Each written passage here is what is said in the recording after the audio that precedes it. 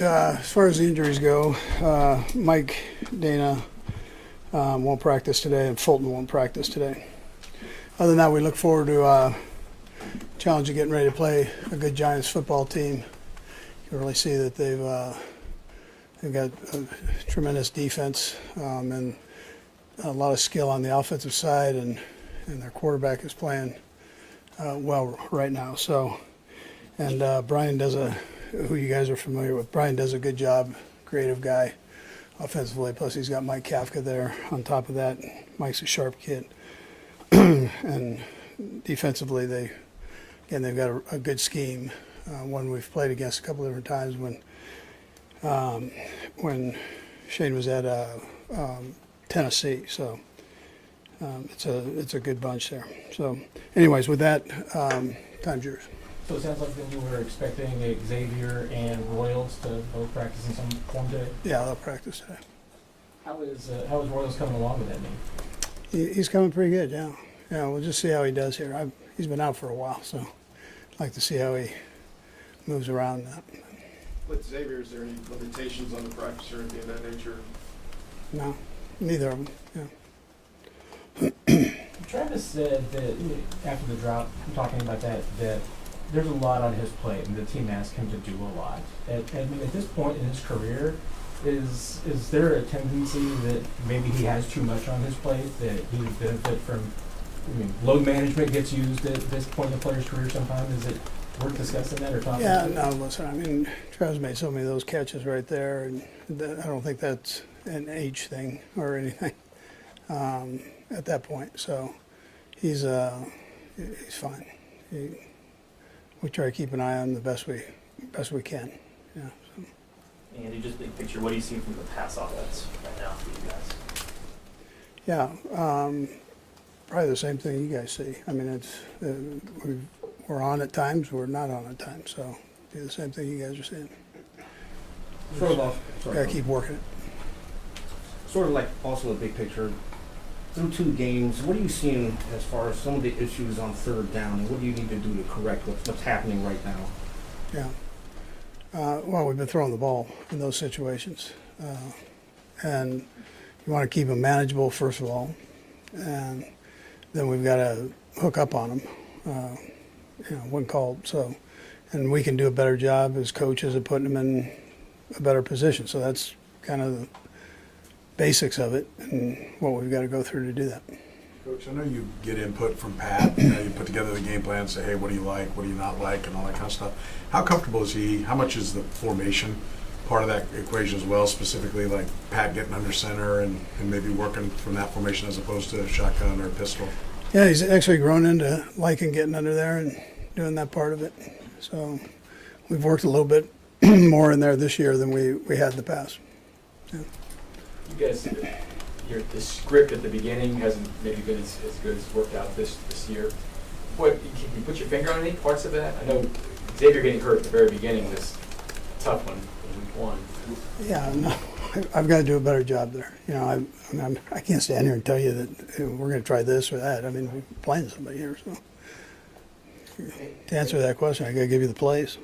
Andy, speaking of that, how comfortable are you feeling with Patrick running as much as he has been? Yeah, listen, I'm okay with it. As long as he can come back upright, we're okay. I don't like him taking big hits, but he's a competitive kid. So, anyway, that's yeah.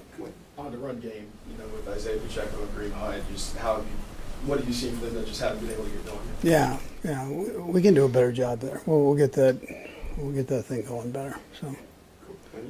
You had Mike Kafka here as an assistant. What told you that he may be capable of calling plays? Yeah, absolutely. I felt like he could do it. Smart guy. Had played the position in the league. Had a good feel for defenses. And had a great grasp of the offense. So, no reason he wouldn't be able to. And how often do you guys communicate? I'm sure not this week, obviously, but in the off season and so on. We talk a couple times during the off season. Yeah.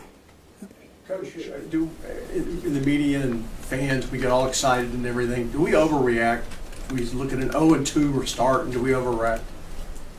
Well, listen, we won the game. So it's I understand, I get it, but you know we keep pushing and we'll keep pushing and working forward and see what we can do going down the road here.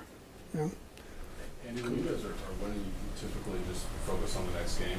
I'm wondering just because this is unfamiliar for you guys, is this something you addressed with the team at all?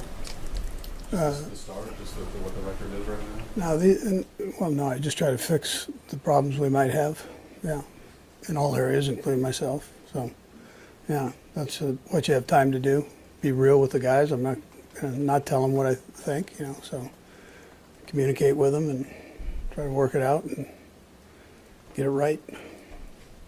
Coach, there's some controversy going around the league right now, specific to Tom Brady on the Fox broadcast and co-owner of the Las Vegas Raiders. How much concern was that for you when you knew that he was going to be part of the broadcast team and he's getting to see your team from the broadcast point of view, and he goes through production meetings? Yeah, I mean, listen, I don't know what he's doing for them, so I can't answer that. I mean, I don't know. He's done a good job as an announcer, I think, but I don't know that either because I really don't listen to it. But I haven't really gone into all that. Yeah. Did you approach any production meeting differently with him than you would any other announcing team? No, we're not like telling secrets in the production meeting. So I mean, there's not giving them the plays and stuff in the production meeting.